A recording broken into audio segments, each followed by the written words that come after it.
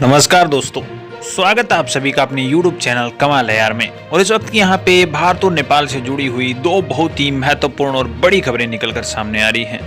जी हाँ दोस्तों, दोनों ही यहाँ पे बड़े प्रोजेक्ट हैं जो कि कहीं ना कहीं नेपाल और भारत दोनों के ही विकास में सहयोग करते हैं और इसके अलावा ये दोनों देशों के लोगों को जोड़ने का भी काम करते हैं।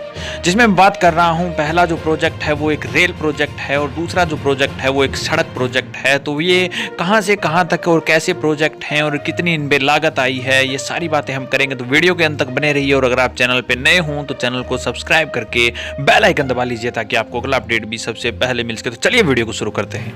दोस्तों, जैसा कि हमें पता है कि नेपाल और जो भारत के बीच एक प्रोजेक्ट की बात चल रही थी, रेल प्रोजेक्ट की, जो कि यहाँ पे रक्सौल से काठमांडू के बीच बनना था। उसके लिए एक बहुत ही बड़ी खुशी की खबर ये निकल कर आई है कि नेपाल के मंत्रालय ने उसे मंजूरी दे दी है। नेपाल के मंत्रालय ने इस प्रोजेक्ट के बारे में पूरी चर्चा की, निष्कर्ष निकाला, इसका जो यहाँ पे रेल प्रोजेक्ट के लिए रास्ता था वो देखा। और जब ऐसा लगा उन्हें कि रास्ता सही है रेल प्रोजेक्ट के लिए, तो उसके बाद में जब आखिरकार नेपाल ने इस प्रोजेक्ट के लिए मंजूरी देकर जो भारत के हाथों में कागजात सौंप दिए हैं, अब भारत जल्द ही इसके ऊपर कार्य करने का काम शुरू करेगा।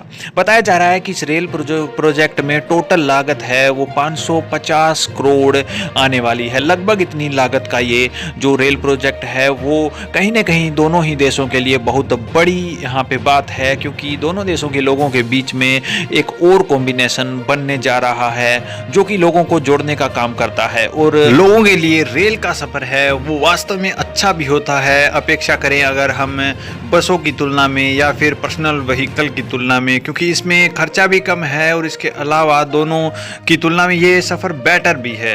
तो दोस्तों, कैसा यहाँ पे ये सफ़र होने वाला है, आप भी अगर जाना चाहते हैं तो जा सकते हैं। ये था पहला यहाँ पे खबर। अब बढ़ते हैं दूसरे खबर की ओर। ये है दोस्तों कि नेपाल के अंदर सूखा बंदरगाह बन रहा है और उसे अब भारत से जोड़ा जाएगा। जी हाँ दोस्तों, नेपाल में बन रहे सूखा बंदरगाह को भारत से मिलाने वाली सड़क निर्माण के लिए मंगलवार को एक संयुक्त सर्वे कर लिया गया है दोनों सरकारों के द्वारा।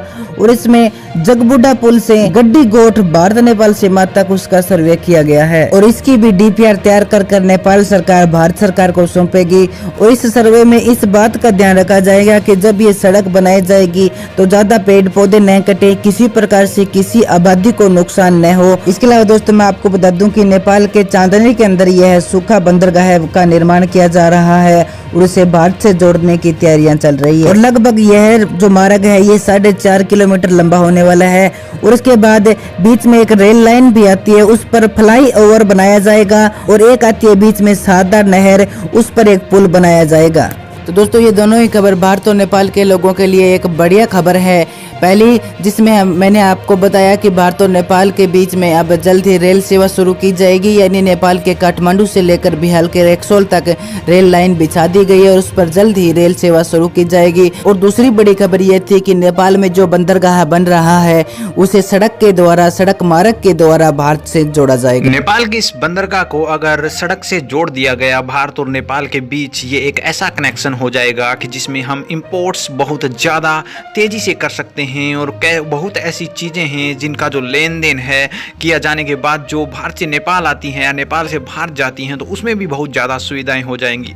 बहुत सारे ऐसे इंपोर्ट्स होते हैं जो बंदरगाह के द्वारा ही होते हैं और अगर वहाँ से इंपोर्ट्स को अगर कहीं दूसरे रास्ते की ले जाने की बजाय सीधा ही अगर इंपोर्ट कर लिया जाए भारत से नेपाल में या नेपाल से भारत में, तो बहुत बड़ी यहाँ पे बात हो जाती है। तो दोस्तों, ये थी पूरी खबर को पसंद आई है तो वीडियो को लाइक कीजिए, शेयर कीजिए और अगर आप चैनल पे नए हों तो चैनल को सब्सक्राइब करके बेल आइकन दबा लीजिए ताकि आपको अगला अपडेट भी सबसे पहले मिल सके।